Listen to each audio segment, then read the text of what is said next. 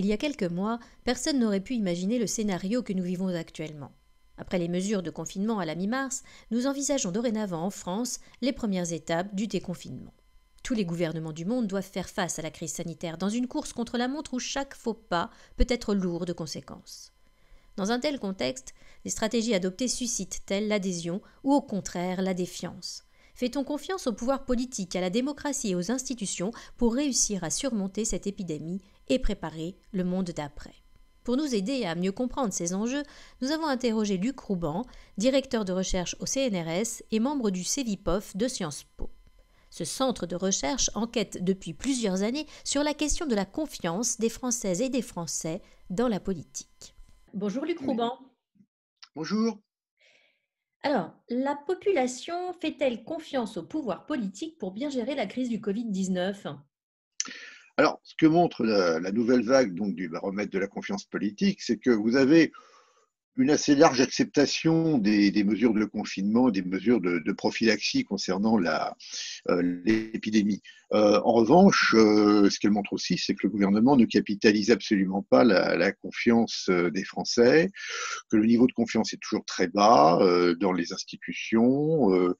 En général et dans les institutions politiques comme le président de la République et le Premier ministre, qui ne bénéficient que d'un petit sursaut de confiance, mais guère plus, et que dans le fond, dans l'ensemble, vous avez quand même un énorme partage des opinions concernant cette gestion de la crise. Disons globalement, vous avez pratiquement moitié-moitié de personnes qui considèrent que le gouvernement a bien géré la crise, autre moitié des Français, surtout les plus modestes, considèrent que le gouvernement a mal géré la crise. Mais en termes de confiance, il n'y a pas eu un regain de confiance particulier. On peut le noter légèrement concernant le président de la République et le Premier ministre, mais sur le plan des institutions, on garde toujours la même hiérarchie, à savoir les collectivités locales, notamment le maire est toujours la personne en qui on a le plus confiance, et après ça descend très très vite, et tout en bas, on se retrouve avec les médias, les réseaux sociaux, les partis politiques, les syndicats. Certains craignent dans cette configuration la limitation des libertés individuelles. Alors, peut-on dire que notre système démocratique fonctionne bien dans cette période? Alors, il faut distinguer deux choses. C'est-à-dire que d'une manière générale, vous avez une majorité de Français, enfin d'enquêtés, qui vous disent que le système démocratique est loin d'être parfait.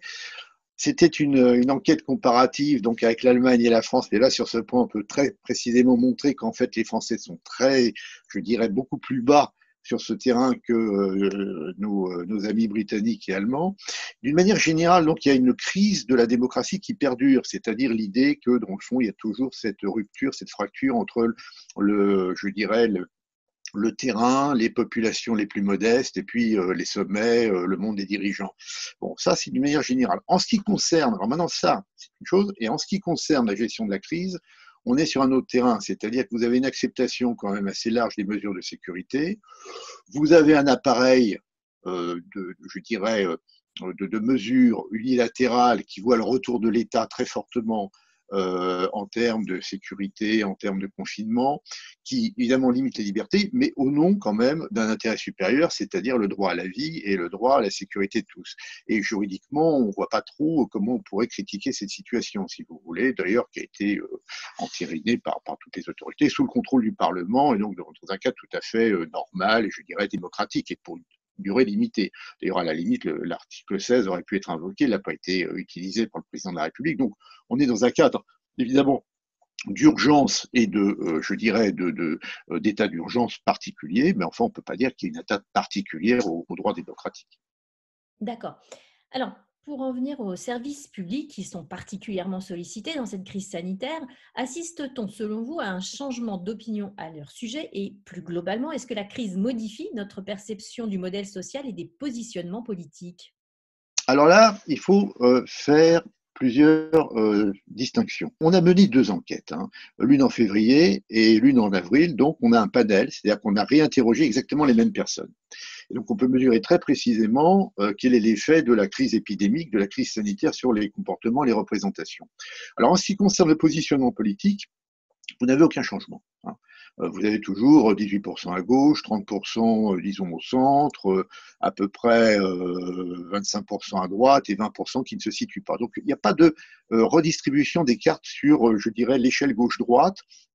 alors même qu'on pouvait penser que la confiance forte portée dans les services publics, notamment comme l'hôpital à 85%, ou dans l'école, ou dans différents services publics, allait pousser les Français plutôt du côté, je dirais, de la gauche, avec une réorientation, je dirais, en faveur de l'État-providence.